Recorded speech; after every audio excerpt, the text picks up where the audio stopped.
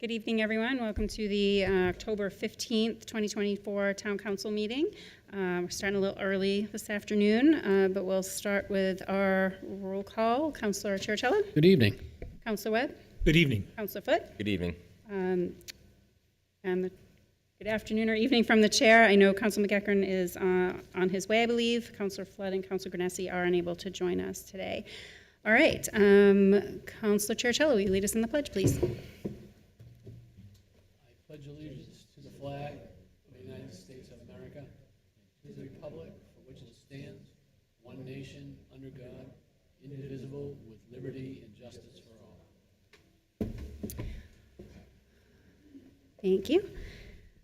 We're going to start out with a workshop to discuss Resolution 2024-066 to enter into a master development agreement with LMG&H LLC for the redevelopment of Abbott Court, and I'm going to turn it over to Town Administrator Dave Karen. Well, good evening, and thank you for your flexibility meeting at this earlier hour. As the council is fully aware, when we go through these slides, this has really been a town and a council priority for a number of years, and we think we've developed a plan with our private development partner to move forward. With me is Andrew Holton, who's with Lansing Melbourne Group, which is our private development partner. Bev located these folks and recruited them to Derry, and we've had so far a very, very good working relationship. So I'm going to presume just for the public that you folks know nothing about this, so just to provide as much information as possible. But this is Abbott Court. Folks on Broadway know where Sabatino's restaurant is. It's just beyond that, off of Merchants Row. It is 4 lots. There are 3 contiguous lots adjacent to the rail trail, and then a 4th lot, which is kitty-cornered. Looking at this map, just so you're aware for terminology, the first 3 lots are considered to be Phase 1, and the 4th lot is considered to be Phase 2 in the development scheme. This is the really old Abbott Court. Probably nobody has seen this in their days, but back then it was integral to West Area's manufacturing history. The town began acquiring those parcels back in 1984. There's been some environmental remediation performed and completed a number of years ago, and Abbott Court is still seen as a catalyst for redevelopment in the present era. So how do we get here? Well, it's been discussed, as you can see, for a number of years. For a period of 25 years between 95 and 2020, we were able to locate at least 10 separate studies and visioning efforts, including a focus on our downtown. It was identified in the 2010 master plan, and for those of you who are present, we actually had a Reimagining Downtown Derry workshop about 5 years ago in this room, which was attended by about 75 or 80 community members. And we feel that, as we're able to demonstrate a little bit later on in this presentation, this project checks all those boxes by redeveloping vacant land, creating new parking, providing for a parking garage, and increasing occupancy in our downtown area. In 2020, the updated 2020 master plan again had an emphasis on making Derry a destination by improving and promoting our downtown, providing a range of housing options, and attracting and retaining younger adults to our community. And as the council is aware, this has been one of your goals pretty consistently ever since FY18. So that's 7 or 8 different goal-setting processes. The visions, we think, again, supports this project is to bring more market rate housing to increase activity in the downtown, the parking structure to support both the development and the downtown, and to include retail common and gathering spaces for our downtown area. So Bev connected with the Lansing Melbourne Group, and Andrew has been our contact since the beginning, and we think that their vision on the website fits Abbott Court perfectly. It's to build upon underutilized value to create community assets which serve as a catalyst for further development. So we began our relationship with LMG back in 2021. The council approved a memorandum of understanding, which essentially said that we're going to work exclusively with LMG to try to develop a vision for the redevelopment of Abbott Court and the greater downtown, looking at timelines for development, the obligations of both LMG and the town, and again, to incorporate the town's vision for the downtown. And I'm going to pass the baton to Andrew, because he can talk about his firm better than I can. Sure. So it's good to be with you again. We appreciate your time and your patience as we've continued to kind of work through the idea for what the Abbott Court project could be. As we've discussed before, but to remind you and for those who may not know us, we've been working in southern New Hampshire for about 20 years as a firm. We come at master development from a parking lens. That's where our principal, Peter Floats, sort of had his initial sort of work experience. And has sort of evolved over the last 20 years to sort of include lots of mixed-use development, including industrial, multifamily, and sort of commercial retail.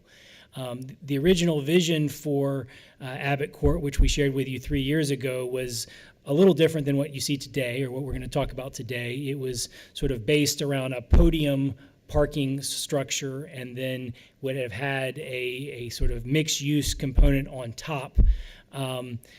Prior to the pandemic and to the interest rate rise that sort of followed the pandemic, that sort of development style and project made a lot more sense than it does today. And so we've spent time trying to think about what the market can support and then what will meet the needs of the town and Derry. While we do work and have a long history in southern New Hampshire, we're working across the country. Over the last 20 years, we've primarily been on the East Coast, so working from New Hampshire down through the Carolinas and in Florida, where we also have a strong presence.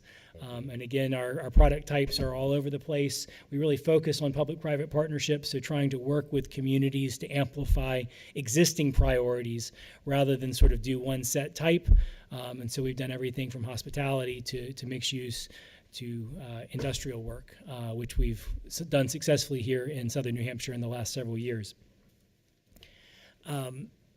This sort of gives you a little bit more sense. The most recent project that we've opened, and I think some of you may have had a chance to take a look, is the Flats on High Street in Nashua, which was completed last year. It's a project that we're happy to see rolling and is sort of giving us hope for what we think can be a similar market here in Derry. We think that the statistics that we've all seen on the demand for housing in southern New Hampshire continue to be compelling, and we think the environment on Broadway and sort of in the downtown Derry area are ripe for the sorts of residential use that will support the businesses and provide more bodies downtown for longer periods of time. This sort of lists some of the projects we've done. We've also recently completed, this was, I guess, at the end of 2020, the True in Manchester, which is another recent project in the region. Do you want me to cover this one, or did you want to take this one? Yeah, again, this was the highlights of the MOU, which we signed back in 2022. And again, I think this project checks all those boxes, and we're looking forward to going on to the next phase of our relationship. So you remember that the map we showed of the 3 different lots, 3 connected lots and 1 separate. So up to the top of the page, that is the vision for the 3 larger lots. Phase 1 of the actually phase 1 of the construction is the parking garage. Phase 2 will be the units around it. Phase 3 will be the separate parcel to the bottom right. But you can see it's adjacent to the rail trail with a couple of accesses and egresses. And this is one concept. Andrew made it very clear to me this is not the concept. This is one concept. They were kind enough to share it with us before they did complete their own internal review and vetting and value engineering. But just for references, that roof on the lower left-hand side, that's Sabatino's. You can see the rail trail heading south, and you can see, I think it's 6 West Broadway on the right-hand side. So the vision is to have traffic traverse as one entrance to the parking garage off of Sabatino's Merchant Row. Now, which really resonated with me is that this concept meets our goal of additional parking downtown, but you don't see this big behemoth parking garage.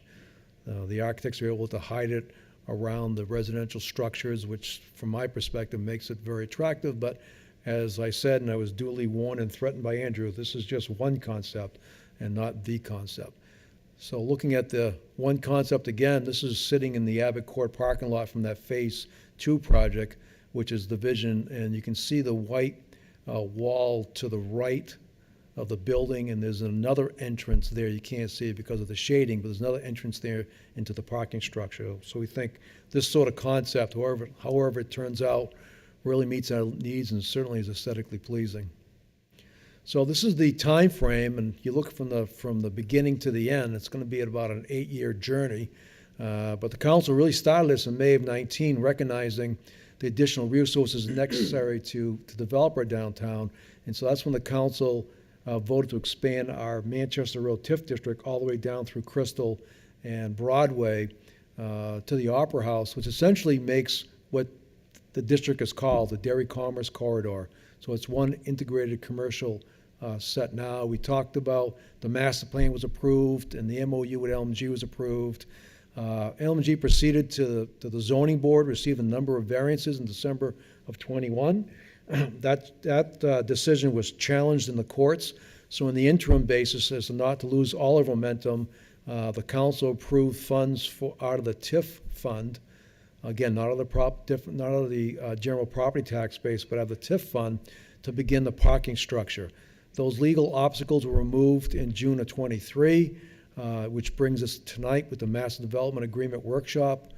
Moving forward, LMG is back here tomorrow night for a conceptual discussion with the Planning Board. We hope to have the Master Development Agreement before the council at your November 19th meeting. And then the review process begins in January. The town transfer of land, which is a 2 or 3 step process according to state law, begins at the same time. We expect the garage construction to occur with bonding in June of next year. And then once that's completed, phase 1 multifamily on those 3 connected lots will begin April 1st of 26. Completed in October, and phase 2 begins at the same time, and the project completion is estimated for October of 27. So the Master Development Agreement, which we've given you a draft, and it's still a work in progress, is that we anticipate there's really, it's a little fluid, not specifically so, but it's a little bit fluid in that phase 1 will be between 110 and 125 units. The garage will be between 275 and 300 spaces. Phase 2, the first floor will be retail commercial, about 10,000 square feet, with 20 walk-up units above that. It's going to be a condominium arrangement whereby the town will own the parking structure. As part of that, we sold land at Abercourt to LMG, and also as part of Bev's responsibility is securing retail commercial tenants at the 50% level at the issuance of the CO with phase 2. Again, 275 to 300 spaces. Along with the MDA, we're anticipating a garage lease under a 75-year lease agreement with LMG for 145 spaces, about half the garage. We've reached agreement on the contribution which LMG will make to operational capital costs. We'll get into that a little bit later. So those infusion of capital of LMG will, under the current thought process, will actually delay parking fees in the garage until at least year 11 or 12. And that's important from our perspective in that right now you have a 2-hour parking restriction downtown. And if you started charging now, goes hand in hand, is to make sure you enforce that parking restriction so tenants and others don't park on Broadway all day, keeping spaces away from our merchants downtown. So this sort of staggered implementation will give our police chief and other town officials enough time to evaluate the options for regular enforcement. And any of those costs will be funded by the TIF district. And then as we get into understanding how the garage is being utilized, we'll also look at additional opportunities for at least additional space to future development. Or we made the entire balance for our downtown merchants would be great from our perspective. So the parking garage capital cost is 15 to 16 million. You know, when Andrew first spoke about a platform and the development on top, that number was significantly larger than this number, more than double this number. And so that number wouldn't work in with our economics. So really what you're seeing now is where the vision is really crossed with the financial realities of the project, which I think is going to be beneficial to us and beneficial to our private sector partner. We're still working with financial advisors on our debt structure. We'll get into that in a minute, which may include 2 separate debt series to reflect the use of the garage. Just looking at the non-property tax revenues, the sale of Abbott Court, we've agreed to a sale of the purchase price of $6,000 per unit. The funds the council approved back in '22 for the garage design, there's still over $500,000 remaining in that fund, which we'll redirect or a continuation of this project. LMG's investment to capital operations is just under 1.1, and the parking fees, which really would be like from year 12 to 21, would be $845, and that's structured as $50 per month per space.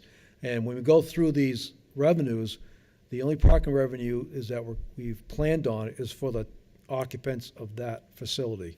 We'll also be charging the public at that point, but who knows what the number is. So like in any project, to be extremely conservative, you estimate your expenses a little bit above normal, and you be very conservative with your revenues, and then typically the numbers work out better than you expect. Based upon on the left side, you can see the 132.75 is 130 housing units, 275 parking spaces. Based upon that, we think this baseline plan will produce almost $24 million in assessed valuation. Again, those same parameters of 130/275. If the entire parking structure is deemed tax exempt, including borrowing costs, looking at about $20.5 million. The offsetting revenues we looked at, it was 3.2. So the district revenue infusion is about 17.2 on the town side, and that's from property taxes we'll look at again in a few moments. And due to the council's vision back in 2019, we were able to start an economic development fund in anticipation for a project like this. And the anticipated balance in that fund will be about $2.3 million at the end of this fiscal year. But that does not include the $800,000 the council already appropriated for the parking garage. So the design of the parking garage would be about 3.2 under other circumstances. Jumping, I call probably not the best description, but the full plan of 145 units, 300-car parking garage. You can see the sale is a little bit different because there's more units on a per unit basis. And I believe the rest of the numbers are correct, but the assessment also increases to about $26.4 million. And again, looking at the financial plan on full basis, the revenue infusion from property taxes is about $17 million. Just for the council's edification, we anticipate that the property tax generation from this project alone through the life of the debt service will be about $12.5 million. So it's not a direct or indirect revenue because property taxes go into a fund and pay for all the expenses. But you can see that a vast majority of the garage will be funded through this project. And again, the conservative assumptions, we presume the property tax escalator at 2% a year, no additional development within the DCC TIF district for the next 20 years. We know that's not going to happen. But again, we don't want to plan anything in which we currently couldn't count on currently. There's no parking fees or lease revenues from any general public included. And we anticipate, and Andrew will have to help me this later, we put a placeholder of the garage maintenance of about $100,000 annually. That's also in the TIF district. And enhanced parking enforcement at $95 a year. Probably, it's not going to be year 6, probably be year 9 or 10 to get ready for parking fees in the garage at that point. Here's where we're currently working. The IRS has a number of regulations, including with parking structures. They look at tests as the private use test and the private payment test. So we're working through those. The worst case scenario is that half of the bond would be tax exempt to recognize the public use of it, and the other half would be taxable general obligation bonds to recognize our partnership with LMG. There's about 125 basis points difference between the two. The average cost increase is probably about $50,000 a year over 20 years, so it's not an insignificant number. As I'll show you in a minute, the numbers still work for us. But again, we wanted to present the worst case scenario numbers at this stage, and then if they become more favorable, then it's a better cost benefit analysis for us. And like any other TIF district, you'll see that it won't take too much longer after this project is operating, whereby the council will have a surplus and tax dollars going into the TIF district. At that point, I would encourage the council to review the development plan to see if the downtown TIF or Dairy Commerce Corridor TIF has any additional needs. If not, then it's an opportunity to what they call unretained captured assessed value. And that unretained value goes back to your general tax base to help with general town expenses, school expenses, and county expenses. Looking at the revenue base, you can see currently in the left side, the captured value, that's our current captured value of almost $66 million. For the purpose of this analysis, we haven't moved that needle at all for the first 3 years. The rate goes up at 2% a year.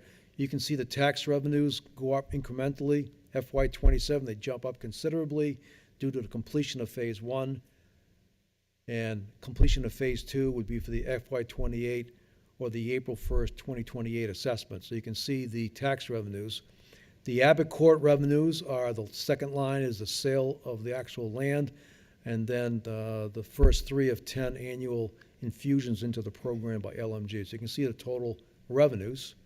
On the expenses, currently, this is our current makeup of our TIF budget. Debt, the first 2 years, actually the first year is simply winding down. I think we have about 5 or 6 years left on that. The Manchester road improvements affiliated with the Walmart project of probably 15 years ago now. I think we have, again, 5 or 6 years left. Mark negotiated refinance of that with 10 years left at 1.6%. So we wish those rates were still with us, but unfortunately they're not. FY26 represents, again, the wind down of, well, actually 26, 27, 28 is the declining balance on the Manchester Road, but also 26 is a half year's debt service interest payment on the garage, and then the full payments on 27 and 28. The development administration is a share of the economic development office expenses. It's marketing. About half of this is legal as we get through this process, so that number should drop considerably once we're up and running. Utilities and maintenance are for a number of various TIF activities. There's a full-time Public Works employee, there's a half-time Parks employee for Hood Park, street sweeping, street lights, trash collection on the public facilities, and anything associated with maintaining the areas within the DCC TIF is now paid through the TIF district. In roads, we started this project about 3 years ago, whereby now we have a dedicated fund for paving and reconstructing roads in the TIF district. So you can see the expenses. 565 has been our typical increase. That's our typical budget. That's going to go up by an amount based upon the debt service. And you can see where it gets up to almost $2 million through FY28. You compare those, and you can see where there's still a size. These are not cumulative balances. These are annual balances. You can see we're almost at level in FY27 at $60,000. But then due to a 2% increase in the tax rate, which we're projecting, declining debt service on both debts, both the garage debt and the Manchester Road improvement debt, and a 3% increase in expenses per year, you can see that balance continues to build up. So just looking at a snapshot for a moment, FY28 with the garage, your numbers balance, you can start considering on retaining some of that captured value. And that number just grows significantly. And again, the revenues do not include any of the development in the Dairy Commerce Corridor TIF district through this analysis, which obviously is unrealistic, but it's unrealistic to a positive viewpoint, whereby you're going to see more revenues in which the council can make a policy decision on that issue earlier, should you wish.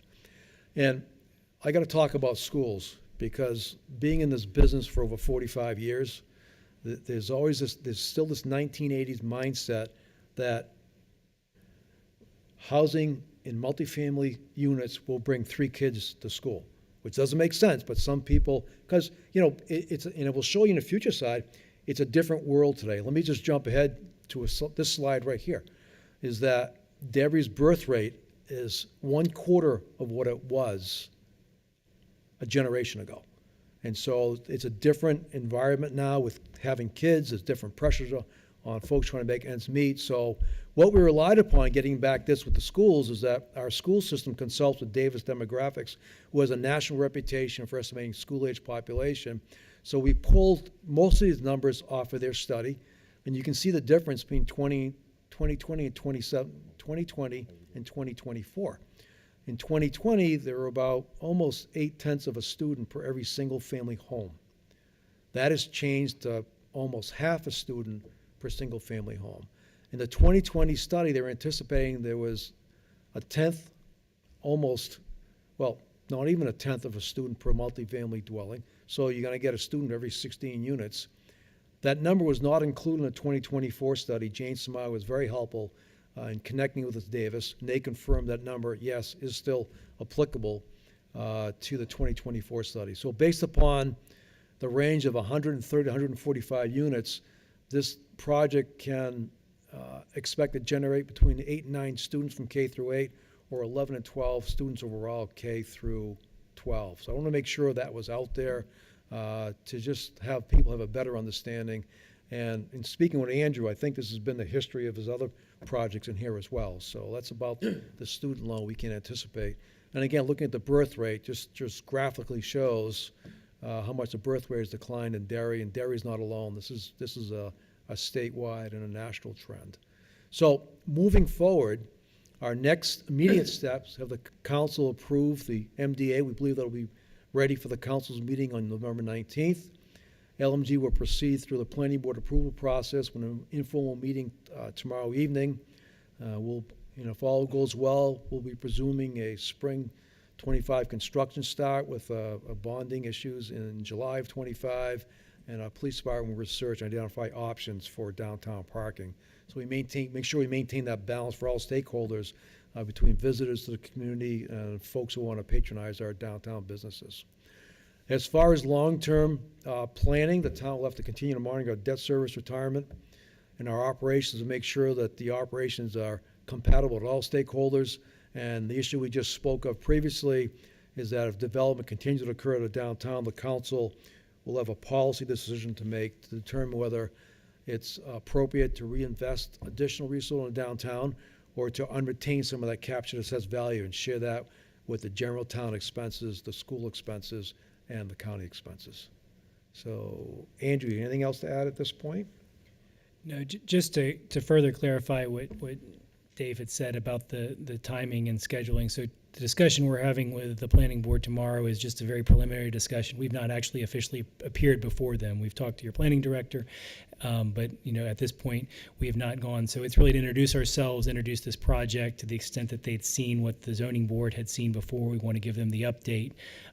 We do not anticipate formally submitting a package to them until after you consider us formally in November, hoping to submit in the December-January range for January consideration with them to then keep us on that June track, like Dave said. Thank you. And just for information for the council is that, as you know, we have a TIF advisory district, so we share this information with them as well and invited them to this meeting. Thank you very much. I'm going to start with councilor questions and comments, and then I know we do have a couple of the TIF members here, so also we'll invite you to ask questions and comment as well after that. Councilors, any question, comments? I do. Yep, Councilor. All right. Let me just go to where I have it written down. And this is for the gentleman from LMG. Have you had, of all the projects that you listed, have you had projects that were less successful than you hoped? And what were the lessons learned from those projects, particularly the ones with public and private? Sure. There are a lot of important lessons, so I'll speak more recently to some projects that we've sort of been involved with in the current economic climate, but happy to go far deeper. I think it's, I think there's a lot of interest rate and sort of macroeconomic pressure right now. And so I think on our end, the biggest pressure is going to be making sure that the multifamily piece of this public-private partnership is financeable. That has candidly been something we've struggled with over the last year and a half or so, as interest rates have risen and the cost of construction has stayed high at that sort of post-pandemic level. It hasn't really continued to rise as it was, because we had about 18 months of continual price increases. But I think that sort of the balancing of construction costs with financeability is going to be the biggest challenge. I think the interest rate decrease that we saw at the last Federal Reserve announcement is a good sign, and we're optimistic that that will continue to sort of go in our direction, and that will sort of mesh well with the timing that we've suggested to you here. We started talking to Dave shortly before the last Federal Reserve meeting in anticipation of that drop, thinking that would begin to see some positive tailwinds, if you will, on multifamily construction. Thankfully, like I said, the cost of construction has not increased dramatically. It's still where it was, but we're seeing quotes at an initial range about where we were a year and a half, 2 years ago, prior to the court-oriented sort of stoppage in the project. I would say then from a management point of view, we've learned a lot of lessons about trying to understand what renters want and trying to sort of shift what you might see in the typical amenity space, really trying to think about a hybrid worker, somebody who's going into the office some, going onto a work site some, but maybe also working from home some. And so we've tried to create shared space, amenity space in our projects that accommodate that.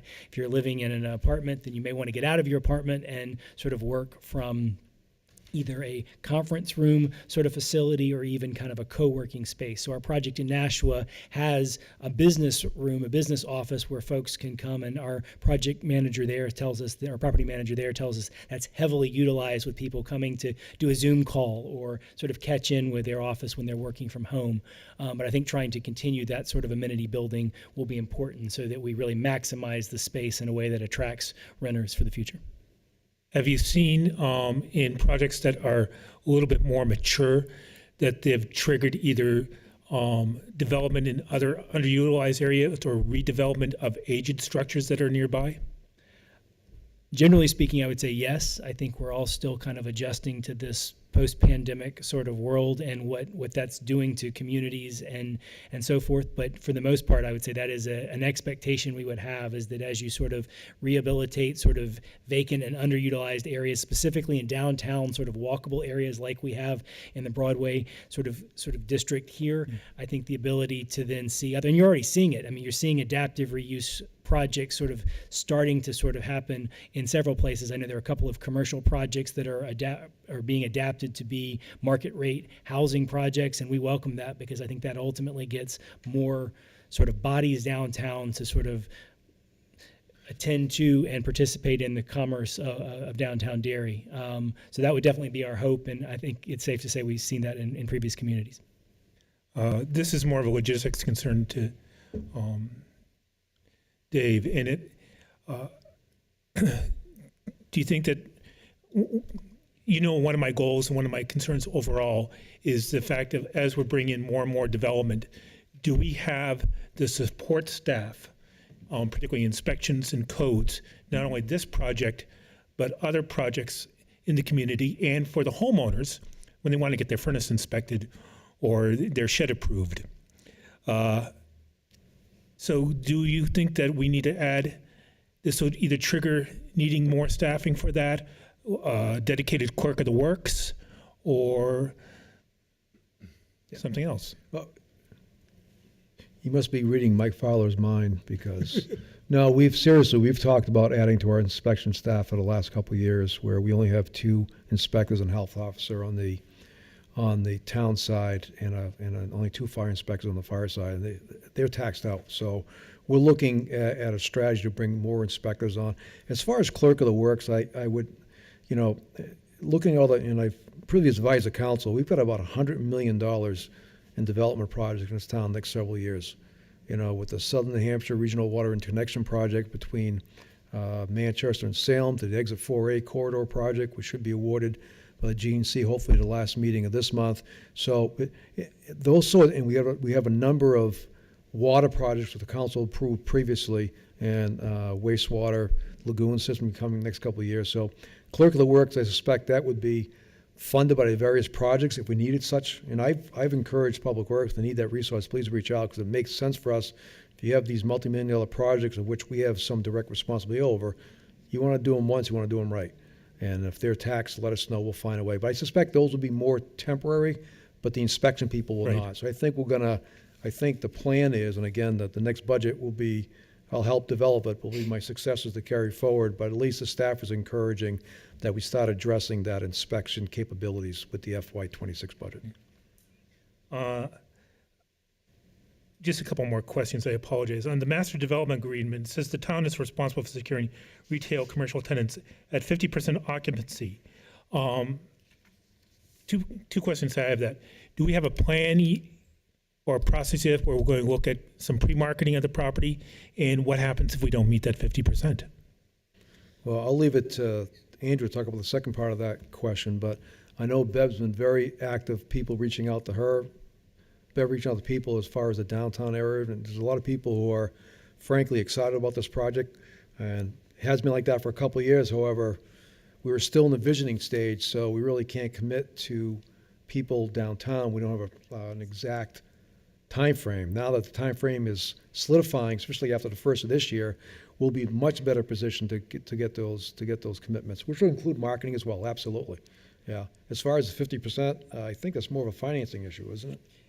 Yes, I can tell you how we would like for it to work and have seen it work in other communities, but that'll obviously be a conversation for us all to have. You know, for us, it is a financing sort of threshold. It's hard in today's market to sort of have new construction for commercial, retail, or office without some substantial amount of pre-lease. And, you know, right now, we've talked to several lenders and sort of explored that with folks, and they've said, yeah, that's the 50% threshold is sort of where we need to start. And so our hope is that we can work with Bev immediately and start sort of looking for the right tenancy. We had originally thought about that as an entirely commercial sort of sub-development or a piece of the development, and I think we would still be interested in exploring that with you. I think if the market is there, then we'd love to build it. On the flip side, we know that there's residential demand in the region and that we can sort of have financed and build the additional units if necessary. And so that's kind of our plan B, and we would love to come to you. I think I can speak for Bev in this. We'd love to come back to you in a few months and say, hey, look, we're getting a lot of traction on the commercial residential or commercial retail side, and that we think that that would be an alternative for us to consider together. Can you just go back and explain again what the unretained capital? So state law is when you establish a TIF district, every assessed value in that district at time of the creation districts stays with the general tax base, which funds town expenses, school, and county. That doesn't change. That cannot change. What happens is that any new development after that point is called captured assessed value, which is available to the council in your role as legislative body when you establish the budget to maintain all that to fund TIF district expenses. You don't have to keep all of it, but it's available to the council. So that will grow as development occurs within the TIF district. At some point, you also have to develop a development plan, which we have, and a TIF financing plan, which the council has previously approved. So in theory, you're going to have some operational costs going on because the downtown area is just not a separate industrial park, for example. So you'll also have debt service. You see Manchester is winding down. This will be picking up another 20 years. This will be winding down as well. So with a combination of a reduction in obligations and an increase in revenues, there's a chance what the statute's called unretain that captured value. So if you don't keep all the captured assessed value, now I have two separate buckets, unretained and retained. Retained goes take care of TIF district fund expenses. Unretained becomes sort of like the base value. Your base value increases because you've taken some from the captured assessed value bucket into the base bucket. Thank you for explaining that, because I think that's a real point. The last thing I'll say is more of a statement, is that I'm happy to see this project go forward because it brings such things as you just explained. because it allows us to take control of our own destiny. I know there's been a lot of talk and a lot of pressure on different legislatures in this town and with the schools to say that, oh, we need to get more money from the state. But the reality is, our state reps are only 2.5% of that entire body. We can't control the other 492 members. We need to take control of our own destiny. And I think that projects like this and the value that they bring is important to this, and being able to have some of that unretained capital value in the future will allow us to really grow this town. Thank you. Thank you. Council Chair Schell? Thank you, Madam Chair. And Andrew, it's good to see you again. You too, Counselor. Very fortunate to be at the forefront of when you first came back 3 years ago. So happy that you've come back. Can you, just for the general public, can you just let them know what those these will be rentals, correct? Yes, sir. Okay, and can you just give us an idea, or the public an idea of what that consists of? I know, is it studio, 1 bedroom, 2 bedroom, and what's the square footage? Yes, so I'm going to make I have a rendering, but it is still very much in the works. Our architects, what Dave showed you was hot off the press yesterday, and there is some incongruency with what the variance the zoning board has allowed and what they originally designed. So between now and tomorrow, when we talk to the planning board, we have a little bit of scrubbing I don't to do. want it exact. But our target, generally speaking, is to have a mix of studios, 1 bedrooms, and 2 bedrooms. Our standard studio is between 450 and 500 square feet. Our standard 1 bedroom is about 675 square feet, and a 2 bedroom is about 800 square feet, generally speaking. We've seen a lot of traction around what we call 1 bedrooms with dens, and it's for folks, maybe it's a couple, maybe it's a single person who does want a little bit more space but doesn't need a whole second bedroom. And especially post-pandemic, we've seen for folks who are working in a hybrid condition, sometimes at home, sometimes elsewhere, that those are very attractive. So the 1 bedroom dens are what we're playing with now, and then trying to get the unit count sort of in the variance level that the zoning board has already sort of prescribed is sort of what we're looking to do in the next 24 hours. But right now, I would say roughly, in a general project, not Derry specific, but generally we would say 40, 40, 20 studios to 1s to 2 bedrooms. I believe in Derry, we're supposed to bring the studio count down a little bit, so there may be a few more 1s, a few fewer studios, but right around 20% 2 bedrooms. Okay, I appreciate that. Also, I received an email from the state NHAR, which is the real estate organization for the state, and I guess affordability rate, or the threshold they're looking at, is an all-time low. Affordability, it's a problem in the state, and so our younger generation are getting priced out, and I've always had a concern about that. Can you share roughly, I don't have to hold an exact number, but these are market rate rents. Any idea? I know I was able to visit in Nashua. I thought the project was great. Product was awesome. So can you share a little bit about that, or a range maybe? Sure. I would say, and I can get you specific numbers from Nashua. I don't have them on me, but I can get them to you tomorrow. Okay. I think the general range in a studio is we try to sort of slide in under the $2,000 a month sort of price point if we can, and that's part of why we try to keep the unit sizes small, because that allows us to do that. I think usually $2,200 for a 1 and $2,500 to $2,800 for a 2 is probably the ballpark. But yes, we've seen that rents are starting to slide a little bit in the region, and so I don't know what it's going to look like when we're putting these on for market in 2 years, but I think that's a fair sort of place. We definitely would expect that a market rate product like this would be outside of the typical workforce range, but we try to get as close to that as possible to sort of maximize the number of people who can afford it. Okay, and then just generally in Nashua, what did you find the people that are coming to you? Are they working professionals? Are they do they work out of the home? I have 2 daughters. One daughter works from her home. She's able to do that, so she enjoys that. Are you seeing that in these units? And if so, what roughly what's the percentage that would be doing that? So I would be speculating to give you a percentage who are working from home. I can tell you that our property manager is telling us that that has definitely increased, and I can ask her specifically tomorrow and get you that data. Again, anecdotally, we know that our business center room, which is a conference table with about 6 chairs and a screen with a camera for Zoom, it's used every day, and some days it's used all day. And in fact, when it's not used, I've been told we have sort of residents who will kind of co-work together just to kind of get out of the home office and sort of explore. We find, especially with the studio units, having those kind of spaces are popular. So I would guess, again, purely speculating, but I'll try to get you better numbers. At least a quarter are working at some level at home, maybe as many as half. Yeah. And we are definitely finding folks who are working within the region, not as many commuting outside into Massachusetts, but folks who are working in the southern New Hampshire sort of corridor. Okay.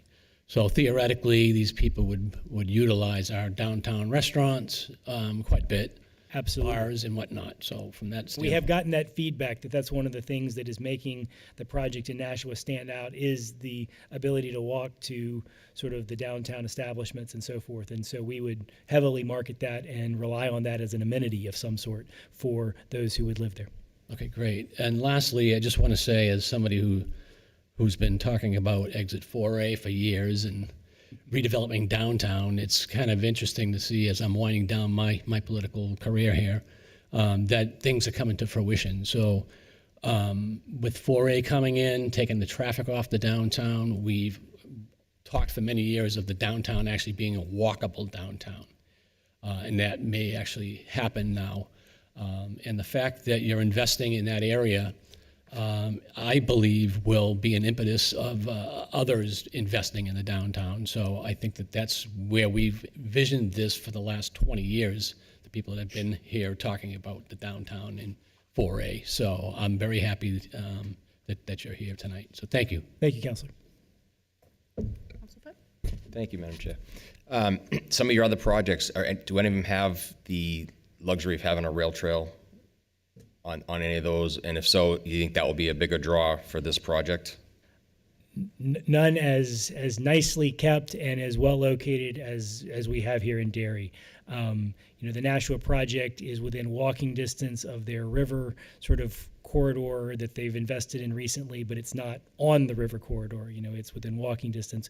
We have some projects in North Carolina that are within walking distance of parks and things like that, but nothing like the amenity that you have here on the rail trail. So we're very, very much excited about that. Dave framed it appropriately. Our architects have big ideas about ways that we can integrate this project into the rail trail, and we've talked to Bev and Dave a little bit about thinking about it as almost a plaza area that kind of connects the two and allows for more programming there. And we'd love to work with you to do that. Right now, it's not in the budget, but we'd love to talk about whether that's an amenity we can work together to do. But absolutely, Councilor, we believe the rail trail is going to be a major amenity for folks who want to walk, run, cross-country ski, bike, whatever it is, sort of, and take advantage of that as an amenity. Thank you. Councilman Gaffron, do you have anything?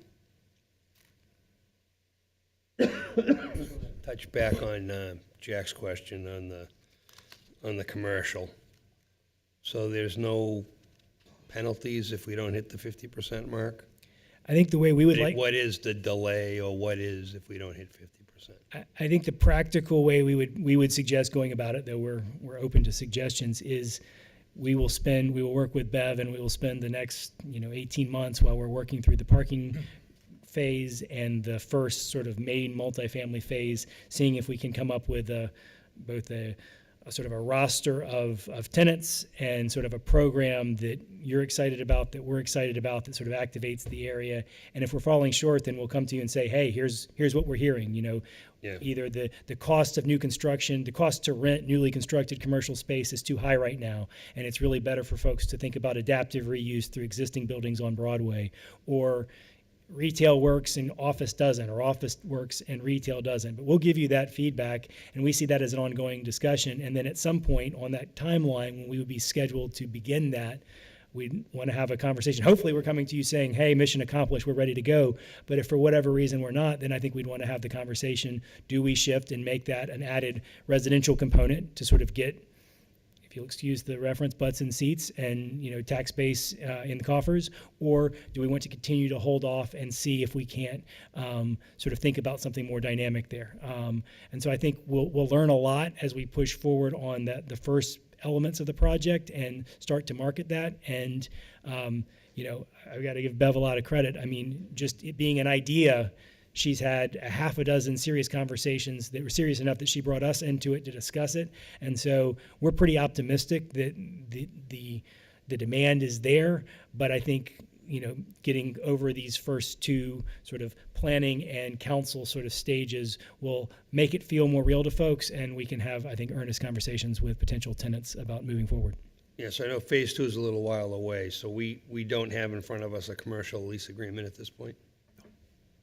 When do we anticipate having that? It's referenced in this document. Page 6, subsection E. Yeah, so I think the way we would see it evolving is we could definitely put a form commercial lease so everybody was comfortable on how we would, both sides would anticipate that being framed. But I think we'd want to understand exactly what was coming to bear, who the tenant was, and then that would determine what the kind of master lease that the city would be signing or the town would be signing would.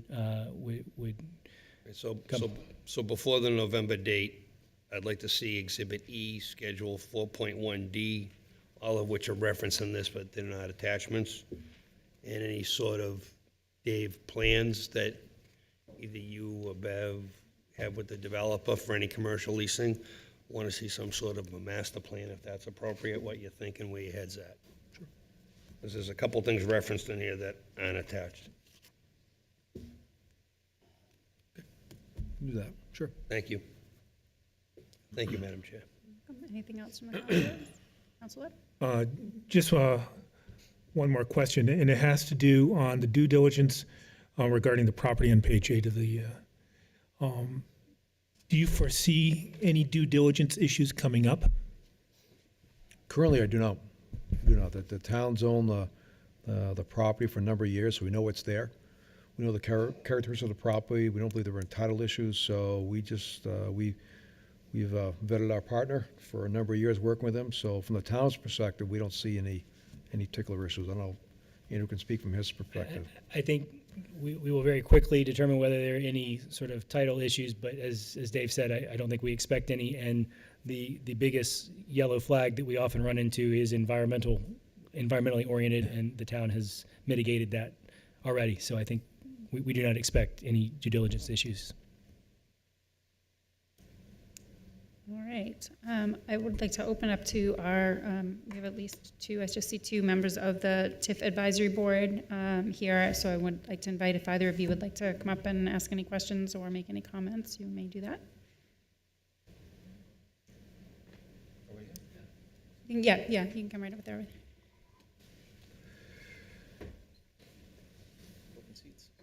I know. Could have invited you up earlier. There's plenty of seats.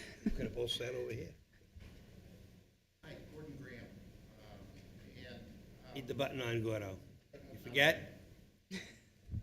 There I am. I'm still Gordon Graham. And my question is, and you were explaining it, but how much total square footage are you looking at for residential versus the present estimate of 10,000 square feet of commercial? Sure. I couldn't do the math based on the numbers that you were talking about.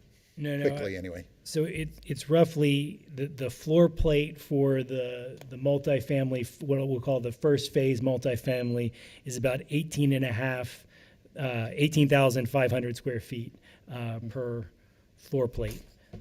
And we've got sort of 5 levels that we're looking to build sort of there. So 90,000. yeah, so call it 90,000 square feet for Phase one. For phase one, And and then then the floor plate for the just sort of what the lot will allow, somewhere between 10 and 15,000, depending on whether or not there needs to be some surface parking to support that project. So we've conservatively sort of shown 10,000 there, and we're suggesting either 2 or 3 levels above what would be a base level sort of retail space. So call it 90 plus 40, so about 130,000 all told. Okay. 130,000? No. Did you? Yes, 100.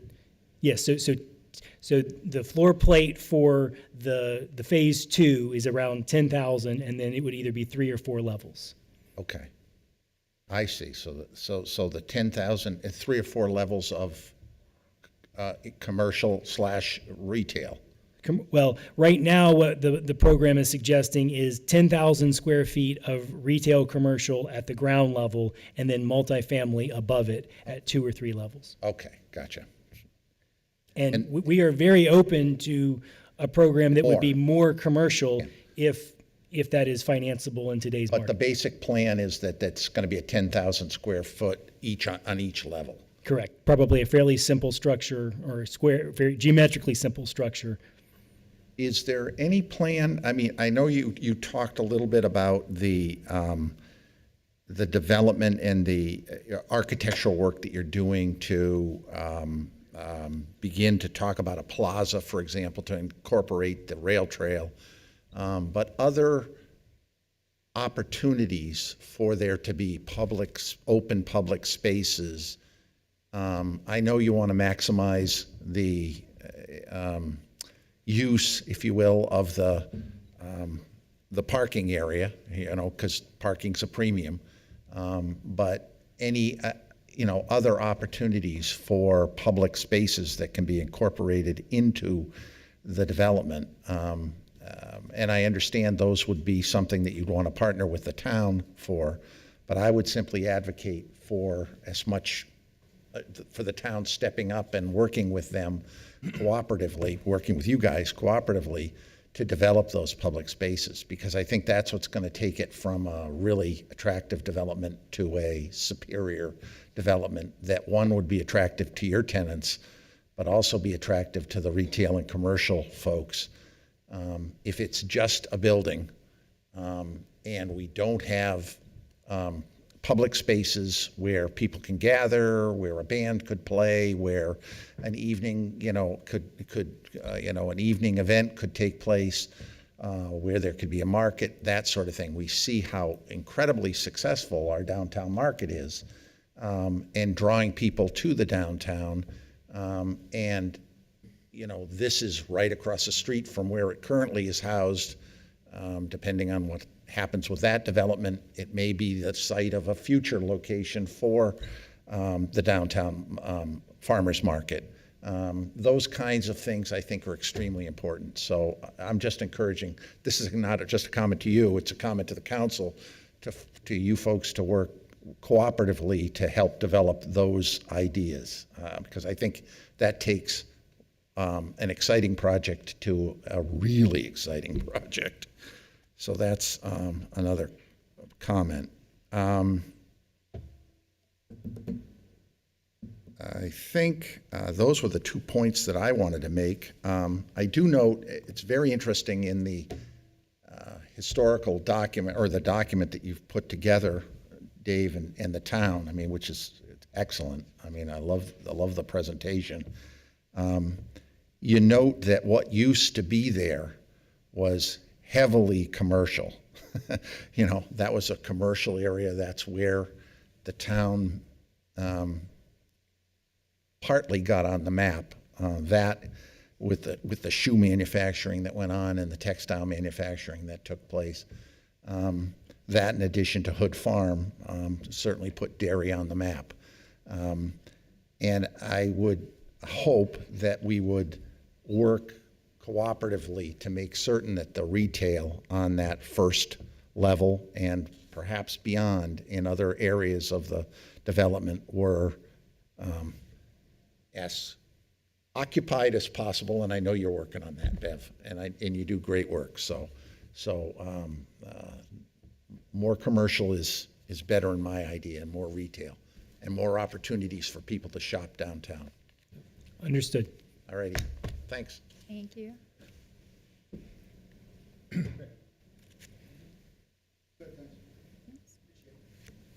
Right, any last questions or comments?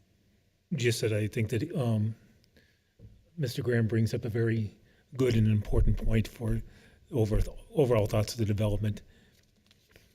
Agreed, yes. Thank you. Yeah, I think, Madam Chair, I think we had that in previous discussions about like a market type thing on the rail trail itself, slide in and whatever. So that's, I think we have discussed that previously, so that was reiterated by Mr. Graham, so it was a valid point. Madam Chair, if I may, I mean, I think we would love to, and I think I can speak for Bev here too.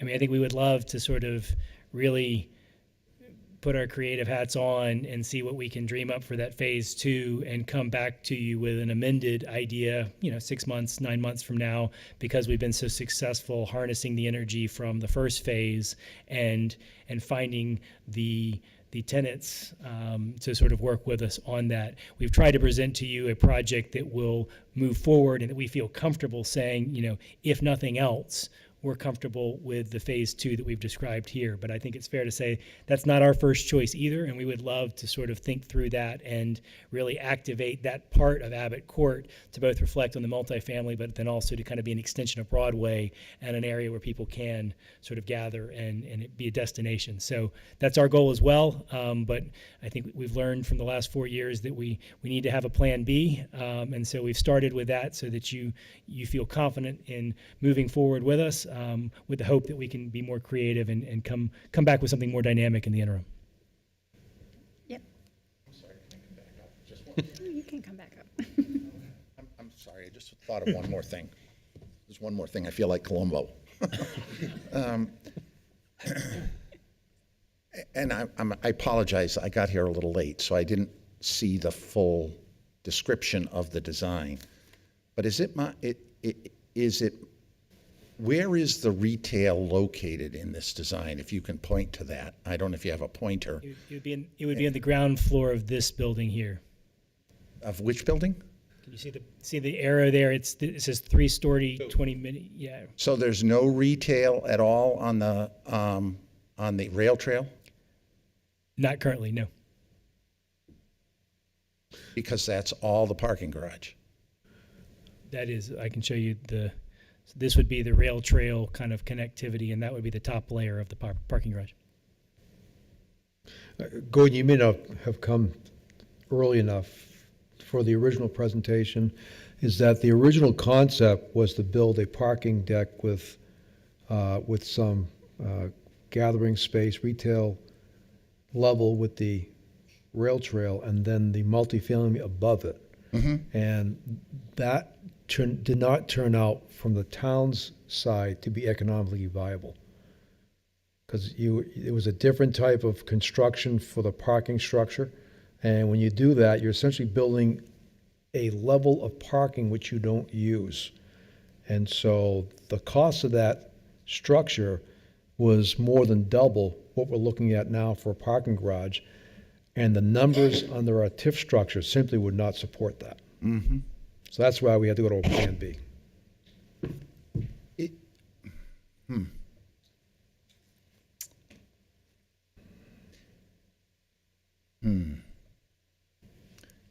That's worrisome to me. I think I would encourage us to try and figure out some way to get retail on that side, but retail or commercial on that side, because I think that would just be, it would enhance the rail trail there. It would enhance all of that tremendously. But I understand there are difficult engineering aspects of that, and I understand you've looked into that. But I, for one, would not relinquish what has been a long time dream of seeing that part along the rail trail having an opportunity, whether it's small retail or not necessarily large retail. The retail could be somewhere else, but whether it's small shops, small sandwich places, that sort of thing along that front there, I think would really enhance the project. Just my opinion. Thank you. Thanks. All right. Thank you very much for the presentation and for coming in this evening. The joy of going last is everybody's asked my questions, so I will just wrap it up by saying that I'm excited about this project. I think there's still some variables to figure out as we go forward, but excited to see how things develop and look forward to continuing to work with you. Thank you, Madam Chair. We appreciate your time. Thank you. Okay. We are before 7, so Councilor Foote, did you want to motion to? We can do the other stuff. Oh, we can do the other stuff, that's right. We Yeah, can't just take any the votes hearings. until then. Yeah. Yep, all right, well, hopefully we'll go from there. All right. No, we can do things we don't have to, just the public hearings, we need to wait until 7. So we will keep going, rolling things along here. We'll open public forum if there is a motion to do so. So moved. Second. All right, motion to open public forum in a second. All those in favor? Aye. Aye. Aye. Opposed or abstentions? All right, public forum is open. If anyone would like to come up and speak. Oh, and anyone Seeing none, rise online, Madam Chair. Public forum? looking out, I will make a motion to. Madam Chair, I think with the unique scheduling of this meeting, we're going to put up the numbers so folks can call in, just so they're aware in case they're tuned in at home. Oh, okay. Thank- We'll give it a moment. Just the public forum? Oh, sorry, I thought you were gonna wait till 7 or something, I don't know. Getting old, I can't hear too good. This is Steve Trefethan, 44 West Broadway, Summerview Real Estate. Just a couple of questions maybe to be discussed later. I can discuss it in planning tomorrow night.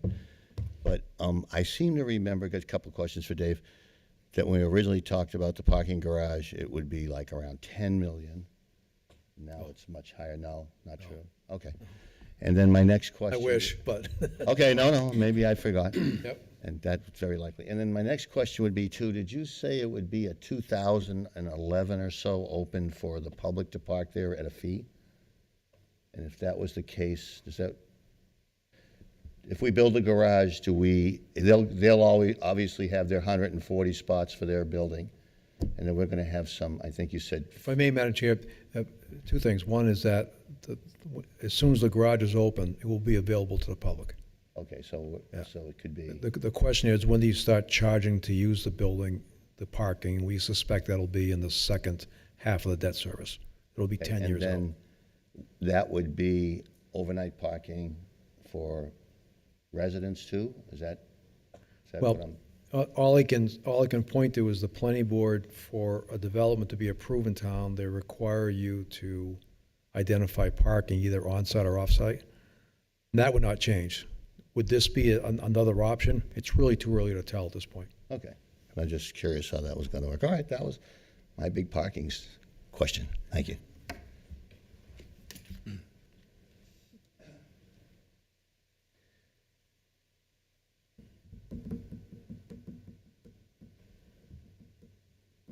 Still no one online?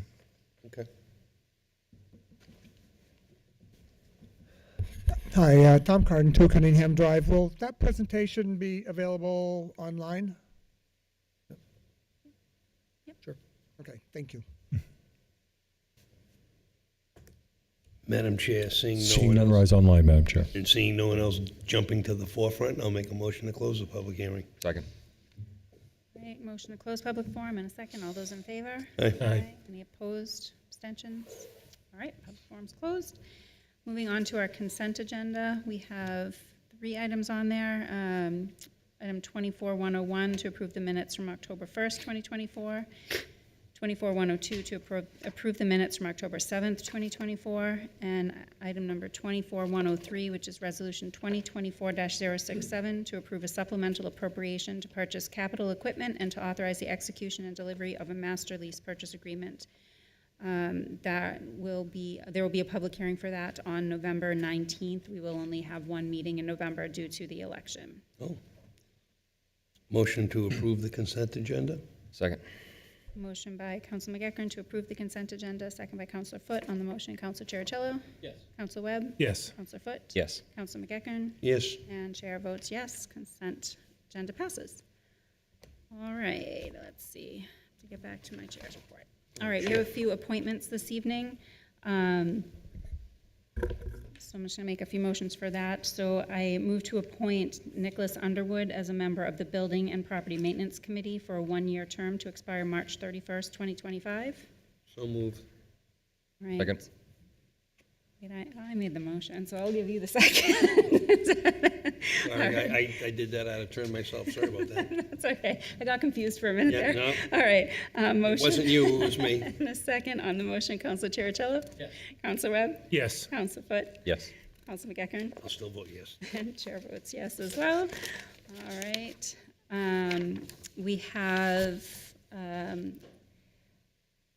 We have had, Margie Ives has resigned from the library trustees.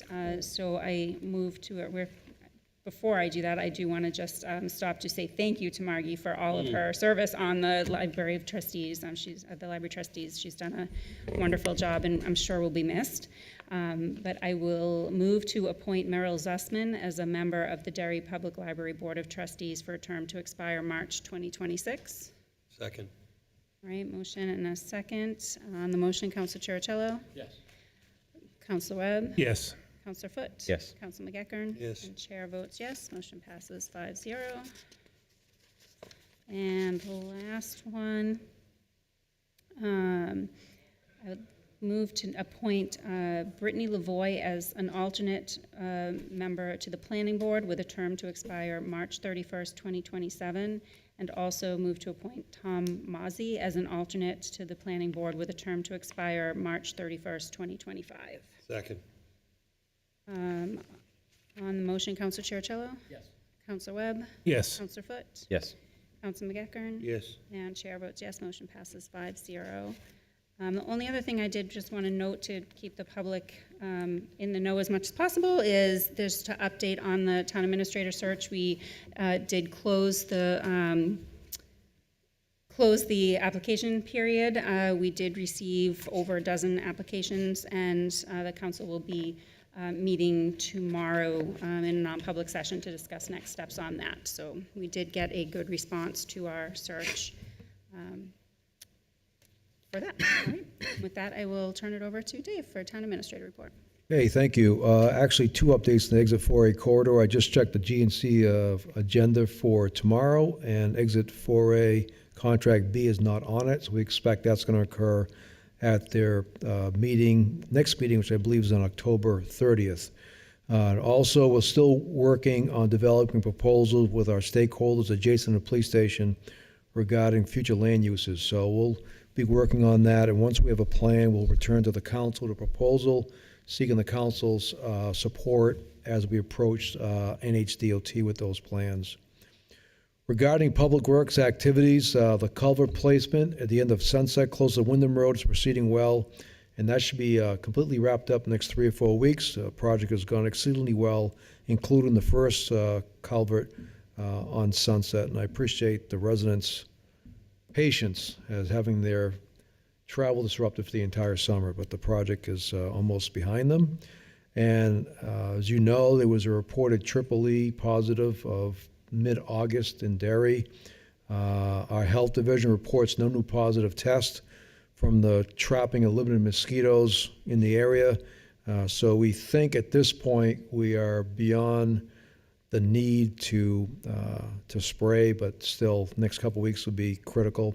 One of the challenges we have, and I'm not casting aspersions to state of New Hampshire, but we are notified of positive EEE infections at least 3 weeks after they occur, which makes it really difficult to react to that. And I'm sure they're doing that. I don't know what the internal protocol and process they have, but again, just as a reminder, is that the person, the Derry resident who recovered from EEE was diagnosed in mid-August and not sure where that person had been. So it makes it a little difficult for us. But at this point, as you felt the weather last night and again tonight, it's getting cooler at night, and we're having a tough time finding mosquitoes to trap, which is a good sign. So hopefully this season will be well behind us shortly. Regarding finances, there's no concerns regarding revenues this time. All sources are trending at or exceeding expectations. And also a shout out to our co-worker, DPW Fiscal Specialist Scout Emmerich. She actually approached Mike Fowler and had a meeting with Scout and Mark and Mike to look at a proposal to increase the threshold for a purchase order to $5,000. She made a very good business case that will not impact the current, the demonstrated time savings and maintenance of our internal controls. And so we'll be rolling that change out internally the next few weeks. But job well done by Scout. Did a great job making a presentation and trying to make our organization more efficient. Regarding building infrastructure projects, I don't think, I'm going to ask the chief when he's up to go walk through a PowerPoint of pictures they've taken of Central Fire construction. That'll be coming up. We have signed the agreements with Lavelle Bresinger to begin the analysis of the police facility. And last week, we were privileged to host a group from the town of Hillsborough who are looking at their space needs in their town office. They came over and see ours, was very impressed. And obviously, they don't need anything the size of this building, but it was instructive to them when you folks, whoever was involved with the planning of the facility 20 years ago, of the spatial relationships and the different layouts and things they hadn't thought of. So it was a good meeting. We're glad to share our experiences with them.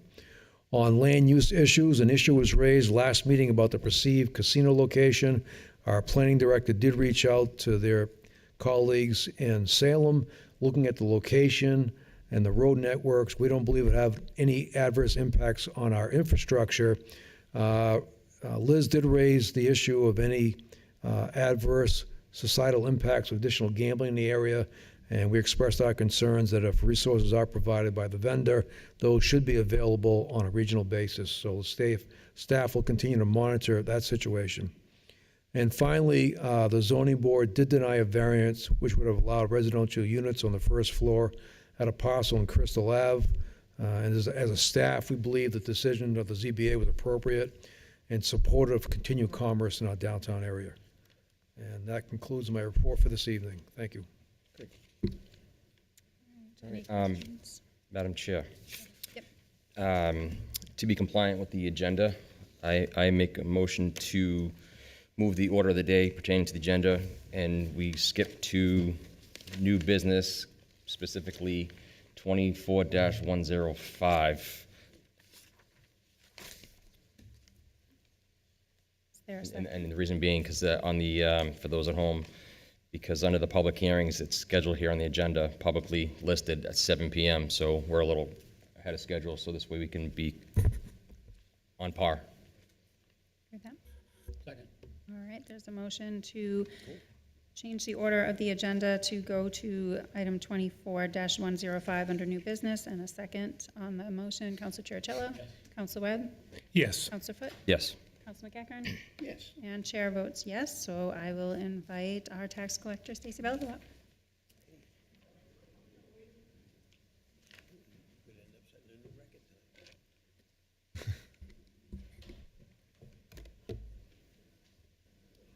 Good evening. Good evening. I am here this evening to ask for request deed waivers for 16 parcels. I started the deeding process in August, and there are 16 parcels that I'd like to request waivers for various reasons which were provided to you. And just would like to request those waivers, please. Are there any questions on any of these? Nope, pretty straightforward. Being brand new,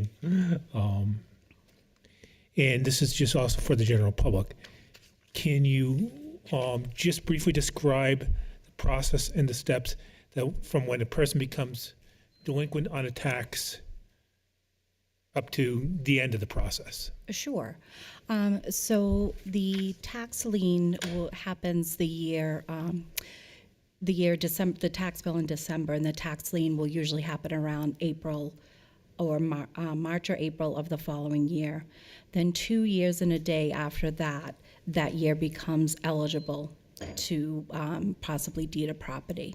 So it really starts with some arrearage noticing, lien noticing, and then there's various times throughout the year that I am in contact with property owners and have discussions with their taxes. So it really happens 2 years in a day after. So we're on 2021 this year. So it's actually a 3-year timetable. Yes, yes. And that timetable can be extended if they go into a payment plan or some other arrangement? That's correct. And with the tax deed, are we taking legal ownership of that property? If we deed the property, yes. If that property is then resold at auction or whatever, what happens to the balance of funds between the sale and what is owed on it? So the back taxes and fees are paid, and if there's any proceeds, the homeowner gets those proceeds back. Okay, because I know that's been very controversial just over the border from us. They were calling it, and there's actually moves in the Mass legislature to change the law because they were calling it theft of equity. Yeah. And I just want to make certain, I understood the process, but I want to make certain that that doesn't occur, that the voters are aware that doesn't occur in New Hampshire or in this town. Right. Thank you. You're welcome. Thank you. Any other questions? Madam Chair, I move to adopt resolution number 2024-070 to direct the tax collector not to execute certain tax deeds. Whereas Section 5.1 of the Town Charter establishes the Town Council as a legislative and governing body of the town, and whereas RSA 8076 sets forth the procedure for conveying tax deeded properties to the town, and whereas pursuant to RSA 80:76(2) and 2A, the governing body may refuse to accept a deed of certain properties whenever, in its judgment, acceptance and ownership of those properties would subject the municipality to undesirable obligations or liability risks. And whereas the town has identified properties eligible for tax deed, however, acceptance of ownership would not be in the town's best interest. Now therefore be it resolved that the tax collector is hereby directed not to execute a tax deed as set forth in the attached list pursuant to RSA 80:76(3). The town council may revisit this decision at any time and may later direct the tax collector to issue a deed for the property subject to this directive. This resolution take effect immediately upon its passage. Second. Motion by Councilor Foote, second by Councilor McEachern. On the motion, Councilor Chercello? Yes. Councilor Webb? Yes. Councilor Foote? Yes. Councilor McEachern? Yes. And chair votes yes, motion passes 5-0. Thank you for your time. Seeing as we have other new business, do you want to move 24-104 up to the front, since we got about 7 minutes? Sure. Is that a motion to move up? I'd like to make a motion to move and follow Councilor Foote's example, 24-104 to the forefront. Second. All right, motion to move to item number 24-104. On the motion, Councilor Chercello? Yes. Councilor Webb?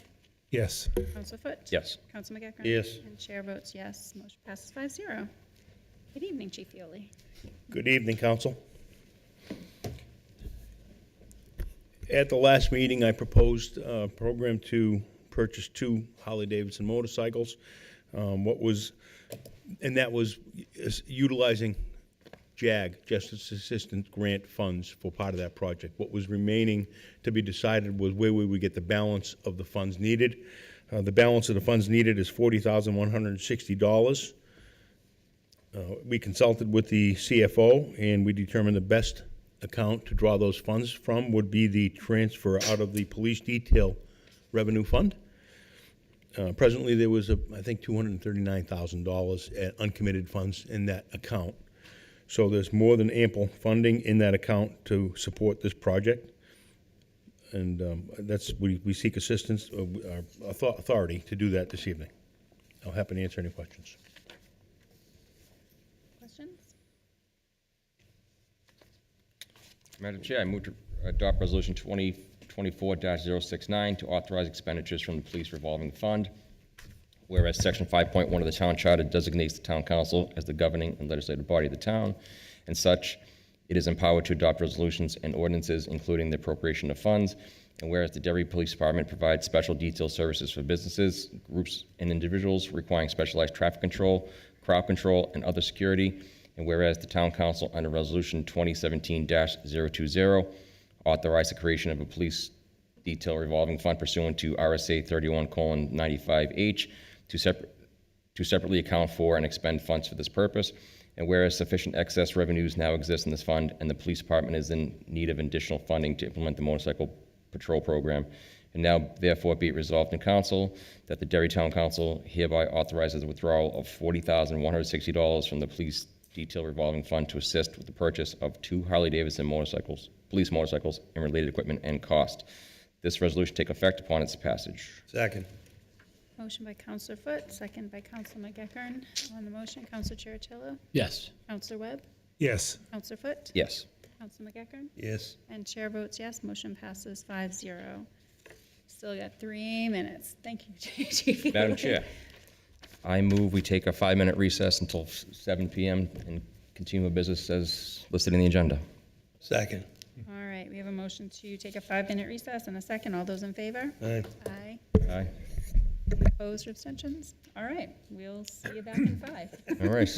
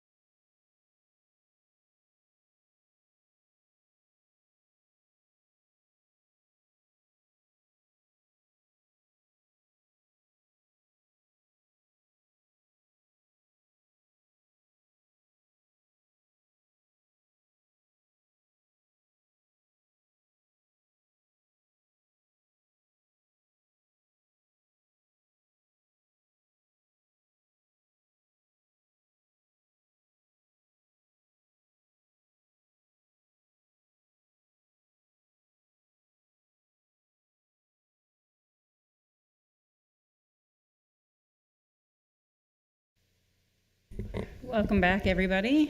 Hope you're well rested after that 5-minute break. All right, we have 3 public hearings this evening. The first one is item 2494, Resolution 2024-063, to apply for and accept grant funding and EV tax credits for public works vehicles. Director of Public Works, Mike Fowler, presenting.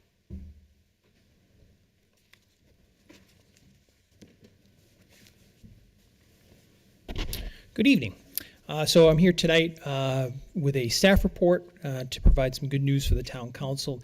In conjunction with the Net Zero Task Force, we've been looking at ways to utilize electric vehicles in the town's fleet. There's been some discussion about various departments, what's the right deployment.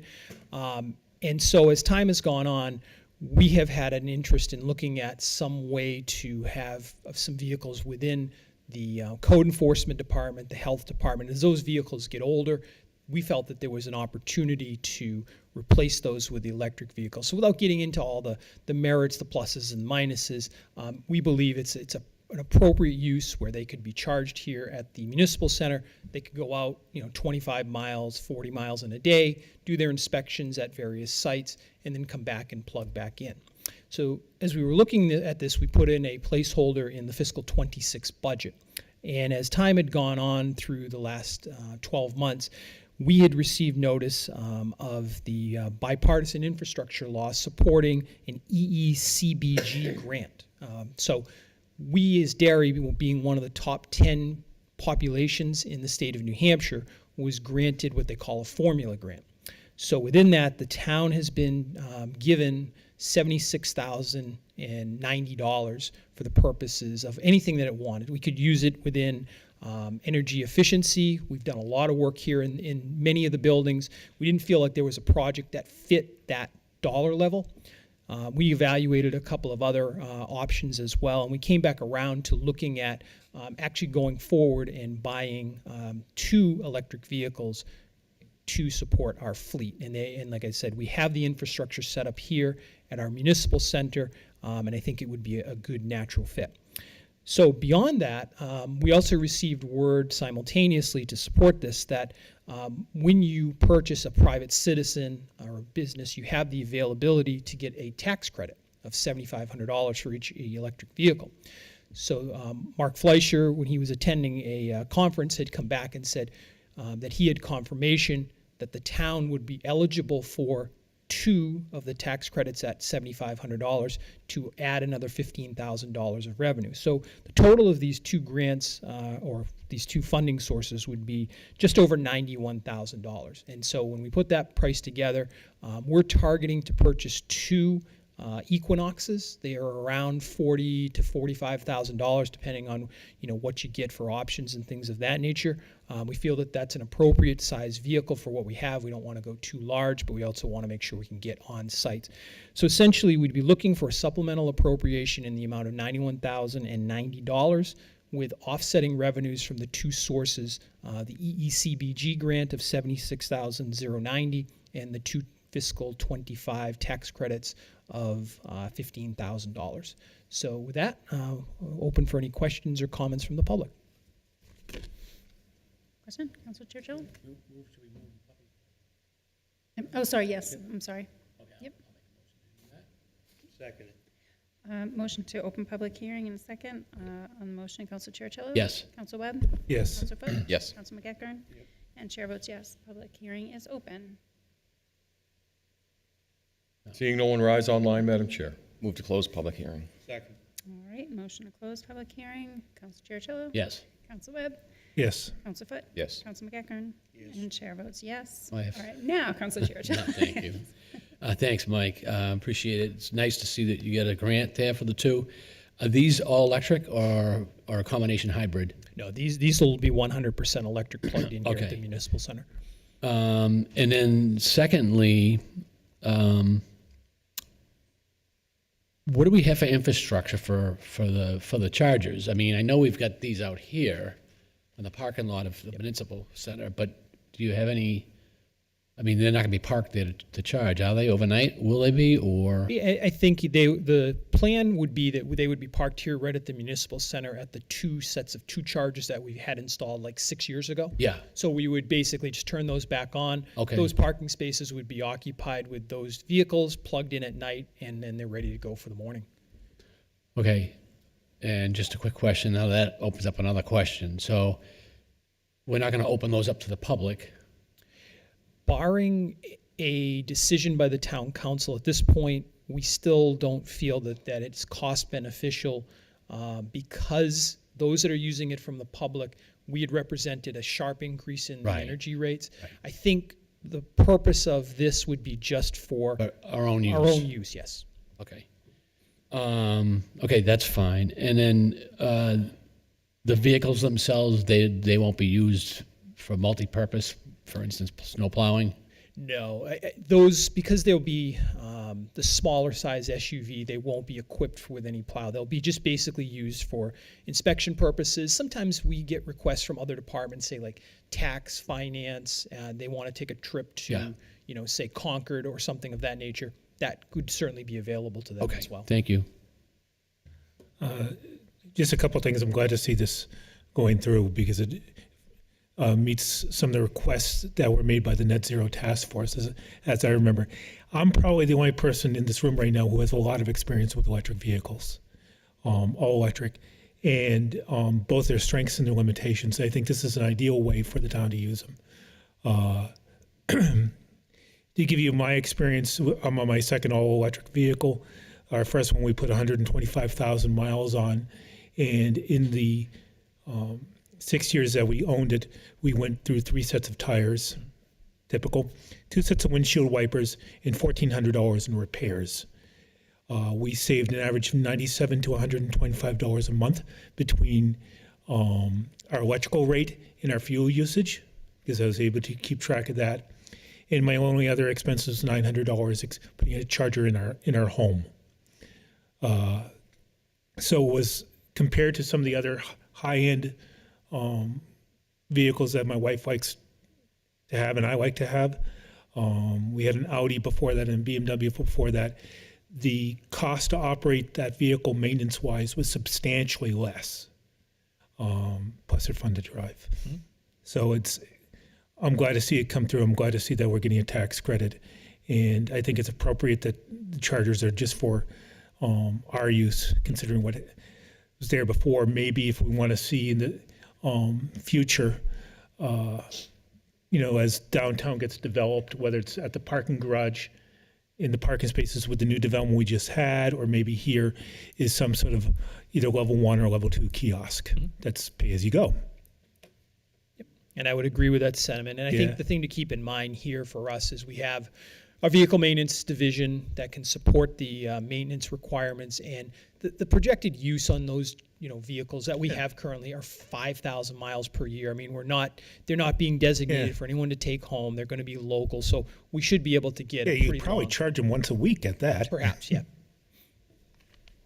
Any other questions?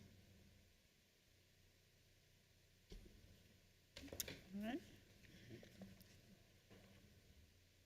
I guess I'll read the resolution if everybody's done. Resolution 2024-063 to apply for and accept an EECBG grant funding for an EV federal tax credits for public works vehicles. Okay. Whereas Section 915 of the Town Charter authorizes the Town Council to apply for, accept, and expend funds received from state, federal governments, and whereas the town is eligible to receive funds for the Energy Efficiency and Conservation Block Grant, whereas the Net Zero Task Force has long advocated for the introduction of electric vehicles to the municipal fleet, and whereas these grants and receipts of federal tax credits will offset the purchase costs and give the town a low-cost opportunity to evaluate the effectiveness of electric vehicles for municipal use.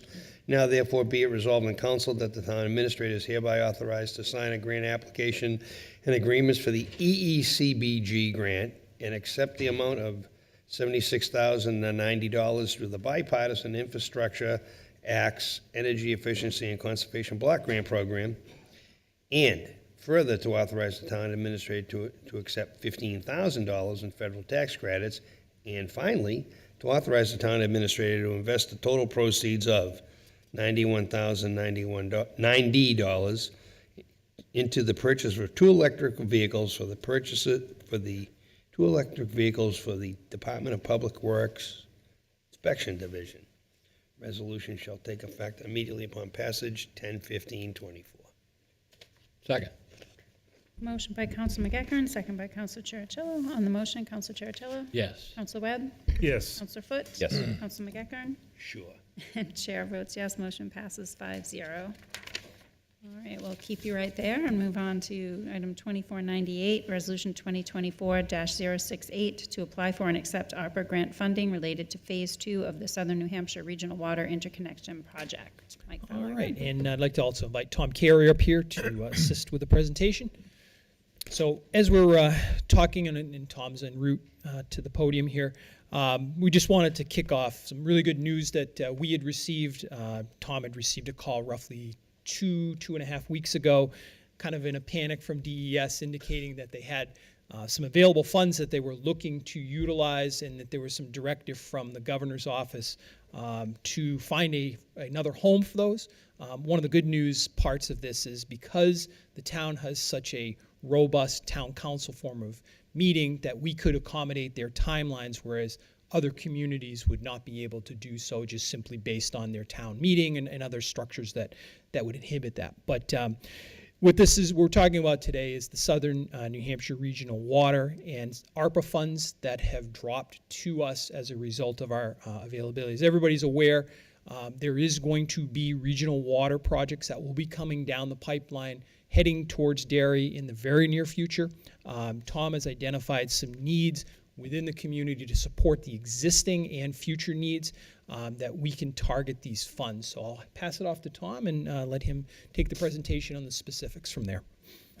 So very quickly, background. 2019, Council approved the Southern New Hampshire Regional Interconnection Project with Manchester Water Works, Salem, Wyndham, Hampstead Area Water Company, who provides water service to Hampstead and Atkinson, as well as the town of Plastow. Department of Environmental Services and Pennachuck are also parties to that agreement. The intent of that is to provide 3.13 million gallons of drinking water to those southeastern New Hampshire communities from Manchester Water Works through Derry. The project was broken up into two phases. Phase 1 was completed in 2020, so we are now providing 1 million gallons of drinking water to those communities. Derry receives a wheeling charge of $1 per 100 cubic feet. That amounts to about $250,000 a year in revenue. The Phase 2 piece of that project brings that million up to 3.13 million. To date, there had been no funding for that portion of the improvements, and most of which are actually in Derry. 2 weeks ago, as Mike said, we got a call from DES. They had $7,330,000 in unexpended ARPA grant money, and they wanted Derry to use that to advance some of the work for the Regional Water Project Phase 2.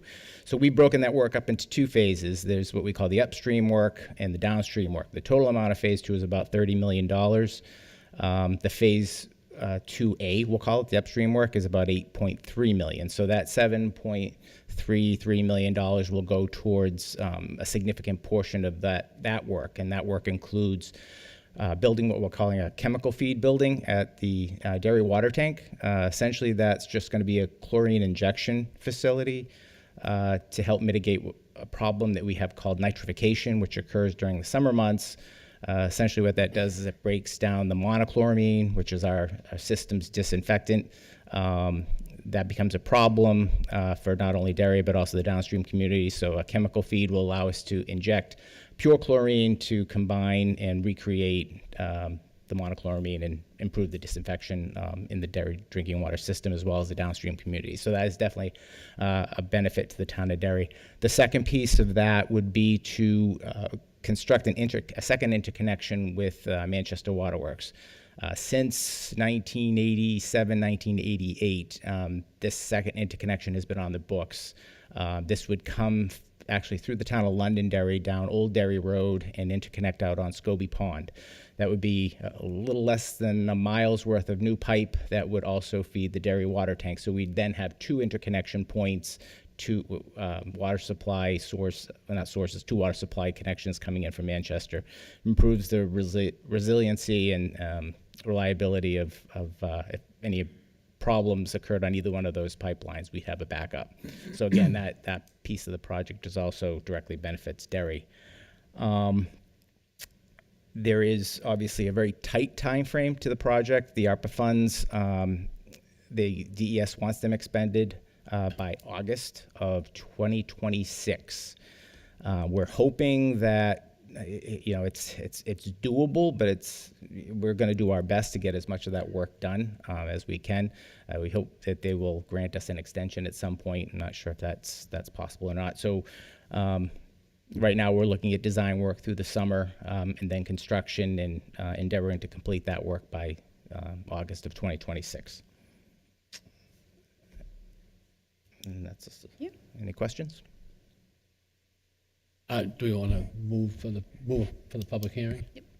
So I'll make that motion. All right, motion to enter public hearing. Motion, Council Churchill. Yes. Council Webb. Yes. Council Foot. Yes. Council McEachern. Yes, ma'am. And chair votes yes. Public hearing is now open if anyone would like to speak. Owen? Seeing none, rise online, Madam Chair. Seeing neither of our two members of the audience jumping to the forefront, I'll make a motion to close the public hearing. Second. All right, motion to close public hearing. On the motion, Council Churchill. Yes. Council Webb. Yes. Council Foot. Yes. Council McEachern. Yes. And chair votes yes. Public hearing is now closed. Council Churchill. Yes, thank you very much. First off, Madam Chair, I want to thank Governor Sununu and our Executive Councilor Janet Stevens for looking favorably upon Derry for this money.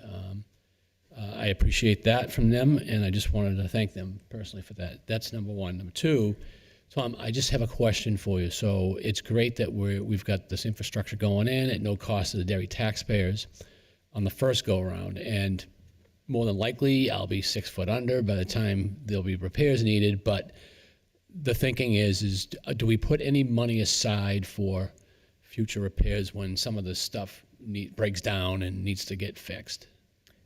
So what we do is a general, what we call asset management, and that's a requirement of this ARPA funding, is that we look at all of our infrastructure, and we look at, in lieu of a depreciation, but how much money we should be reinvesting, not putting aside, but reinvesting into the system and maintenance.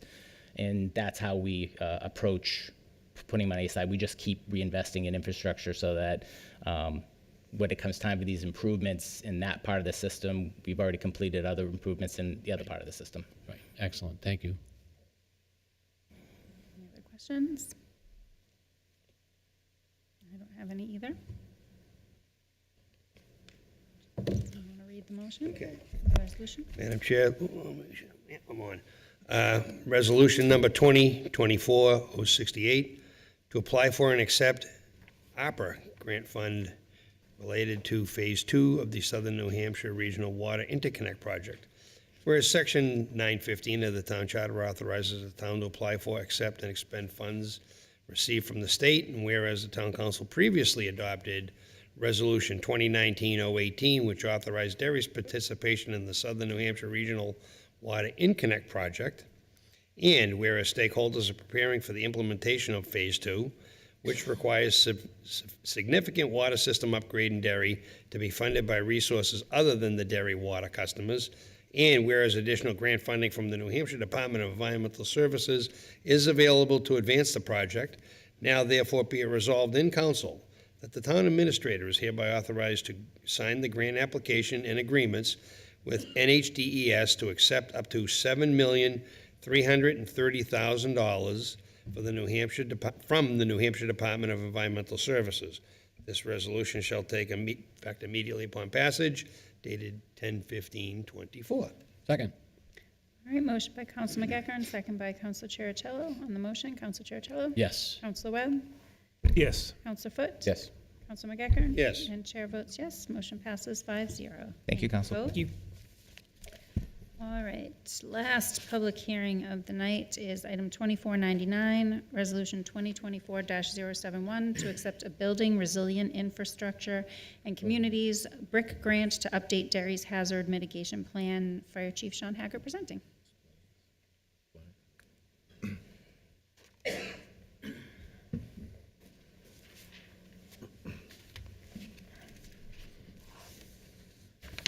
Good evening. Good evening. I am here this evening to seek acceptance of the Building Resilient Infrastructure and Communities Grant for the purpose of updating our local hazard mitigation plan. In 2000, FEMA had mandated that all communities in the state of New Hampshire establish a local hazard mitigation plan to reduce future losses after some hurricanes. Our first plan was created in 2002. The plan is required to be updated every 5 years. The purpose of this plan, if you're not familiar, is to identify concerns in our community and establish mitigation plans to reduce the impact of the hazards during those times of emergency. The grant from the state of New Hampshire is for $12,656.51, with a 25% match of $4,218.84 to be funded from the emergency management budget.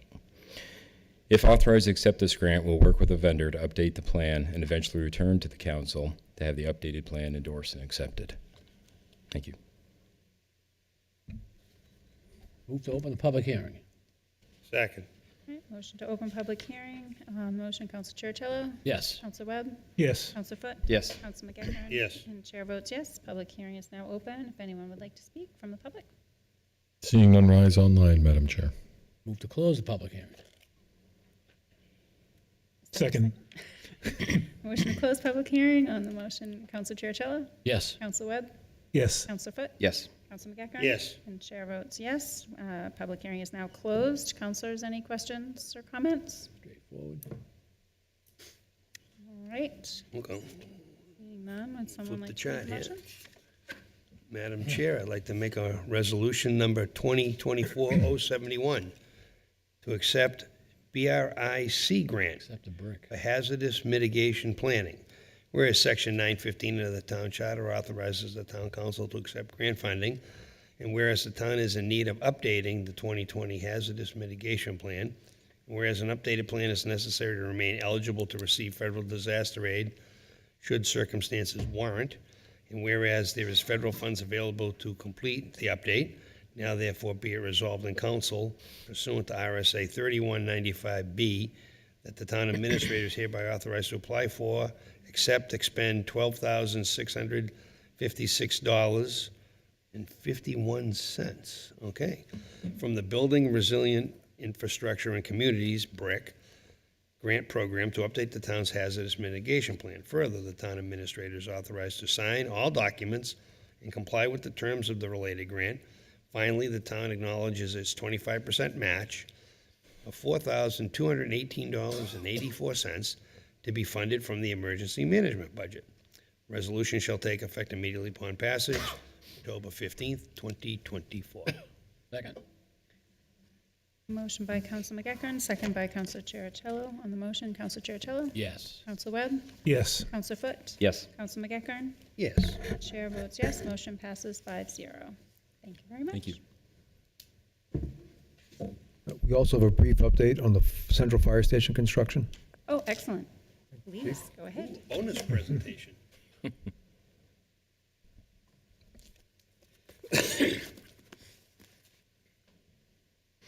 Excellent. So the last few weeks for us has been very productive. I think this is a good time to acknowledge that so much of the successes that we've enjoyed is through the relationship and the support of the DPW Director, Mike Fowler, who's truly been a partner and guiding light through this process with his experience. So thank you. As I go through the short slideshow, you'll notice that the binder coat of asphalt has been put down around the site. The masonry walls continue to go up. The metal stud framing on the second floor is well underway, and much of the fireproofing has been completed. The 150-foot communication tower has been delivered a few months early, so that is now being stored on site. Over the next 2 to 3 weeks, you're going to see the masonry walls completed, the metal studs completed, fireproofing wrap up over the next week, stairwell and the ceilings going up, and we'll see lumber arriving to finish off the framing next week. So I'm going to take you on a little bit of a tour around the station. In the fire service, we use NIMS or ICS compliant terminology, which is A and B, and that'll go clockwise around the building. So we're looking at the AB corner of the building, representing the training tower, as well as the storage and SCBA maintenance area. Rotating around the building, the tools and equipment and repair area. The back of the building. The back right side of the building as you're looking at it off the corner. And the right side as you're looking at it. This will be the public entrance as you're walking in the front of the building. Is the entrance where the, I'm just that curious, is the entrance where that orange ladder is? Is that the, Yes. okay, Yep, that'll be the front entrance right there. just curious. Thank you. Sure. This represents the apparatus bays. A little hard to see with the lighting going across the front of the building.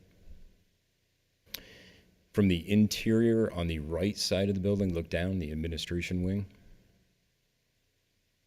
Views of where the gym's going to be. Location of the fire pole from the second floor to the first floor. The areas of the dormitories. Is that hole big enough? I'll find out. Future Communications I Center. think we gotta try Councilor Webb on that, Paul. Councilor Webb can be the sample. And that concludes the update. Any questions I could answer about where the station sits right now? Looks like there's a lot of metal in the inside already up there. That looks great. Lot of metal Is framing. that kind of ahead of schedule, or are we pretty much where we should be? I think we're where we should be. Okay. Wow, looks great. This actually came up at the Heritage meeting last week. And is there going to be either in any of the public areas space to display some of the artifacts that were in the old fire museum? Yeah, in the front lobby, there will be some display area. I think we can also acknowledge that when the architect was designing the building, they tried taking in certain features such as the community center and the original Fire Station 1 on Broadway. So outside, you'll have that type of stuff representing some of the history. But when you go inside the lobby, there will be a display area. I hope you're not asking from anything from the current Central Fire Station to be displayed. As actually, there's a mural. I'm not sure they want to bring anything from the current station. There's a mural in the current Central Fire Station. It was painted by Steve Achilles. The model was the late Jeffrey Barnett, who died a few years ago, retired dairy firefighter. Steve Achilles went on to become the Portsmouth fire chief, is now fire chief in Southampton, but was a pretty talented artist. And he did that back in 1992 or 93. It's kind of nice. And it shows what some of the apparatus of the 80s and 90s looked like. And some of the, I think Jeffrey's wearing one of the old Scott 2A masks. So I think it's kind of neat. It may be one thing. You sure you don't want one of the 2x4s from the ceiling? I'm sure the department may be practicing how to handle a burning building when that thing's finally empty. Thank you. Thank you very much for that update. It's exciting. It's coming right along. Yeah, it looks great. I mean, every time you go by, you kind of like. All right, last up, councilor comments or liaison reports. Councilor Webb? Again, I went to the Heritage Committee meeting last week. They have a couple of updates. They're working with a group called the Junior Historians, which are mainly students from Pinkerton and the Next Academy, and they're doing updates to the museum and the display place. So if you don't have a chance to get there, it's open on Wednesday evenings.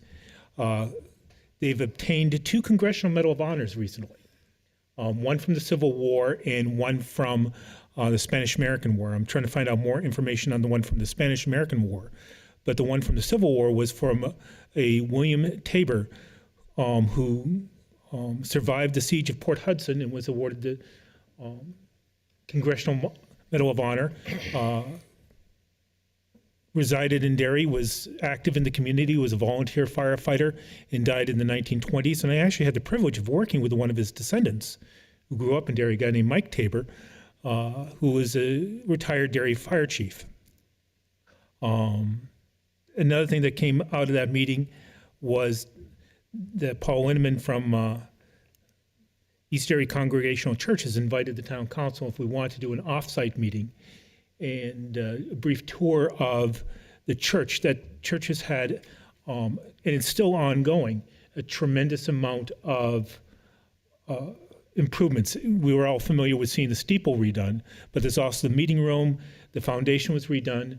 So, and it's a historical building to the community, so I think that would be something kind of neat to do at some point.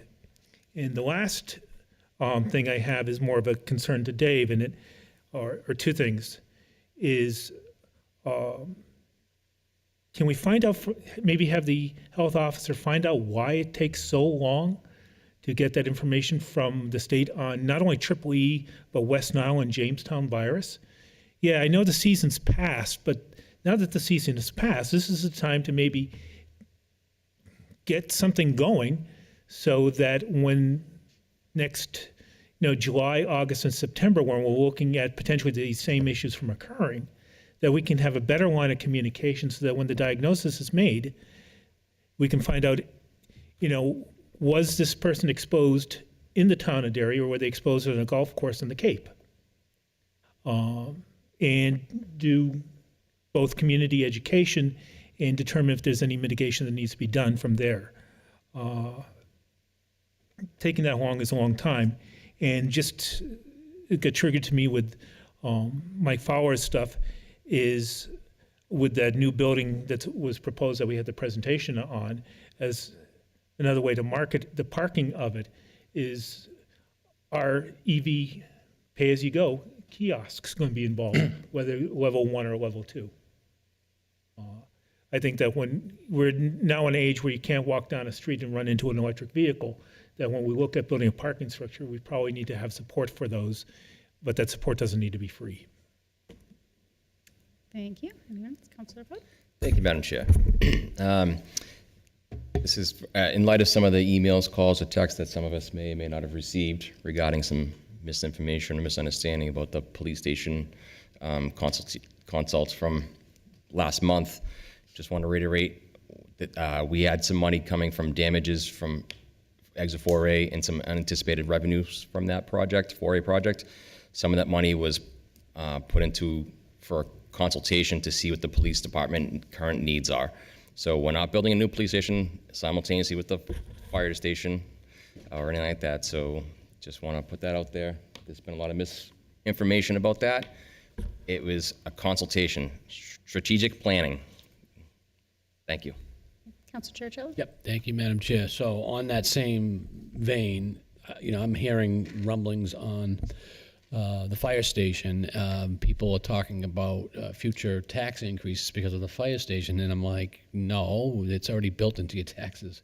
We've already dealt with that. So if Dave could just very, very briefly explain that those are already there, there's no future tax increases. I'm hearing people going to the school board mentioning that the fire bond's going to increase the taxes, and that's just not the case. And sometimes people get confused. So I'm hoping to set the record straight. The town's been paying debt service on the fire station for going on 3 years now. So when we presented the original plan to the council, we knew we had to be compliant with the tax rate. So we anticipated and baked in $750,000 in the town tax rate starting 3 years ago, dedicated to the fire station. The rest of the funding is the council allocated $1 million in fund balance 3 years ago. You had $1 million in ARPA funds, which was made available to the town. We're planning on the sale of the current central fire station, and as other debt service obligations decline, we'll be applying that to the debt service on this project. So you should not see any increases in your taxes going forward based upon the central fire station. It's already been managed and addressed. Thank you for those updates. I just have one announcement from our town clerk. In addition to the town clerk's regular hours of 7 a.m. to 4 p.m., there will be additional voter registration hours and dates on Sunday, October 20th from 2 to 4 and Sunday, October 27th from 2 to 4 p.m. The last day to register to vote is October 29th, and we will accept voter registration until 8 p.m. Absentee ballots will also be available on Sunday, October 20th from 2 to 4 and Sunday, October 27th from 2 to 4, and also on Sunday, November 3rd from 2 to 4. The last day to get an absentee ballot is Monday, November 4th at 5 p.m. We hope to see you all at Pinkerton Academy sometime between 7 a.m. and 8 p.m. on November 5th. That is it. Second. All right, motion to adjourn. A second. All those in favor? Aye. Aye. All right. Have a good night, everyone.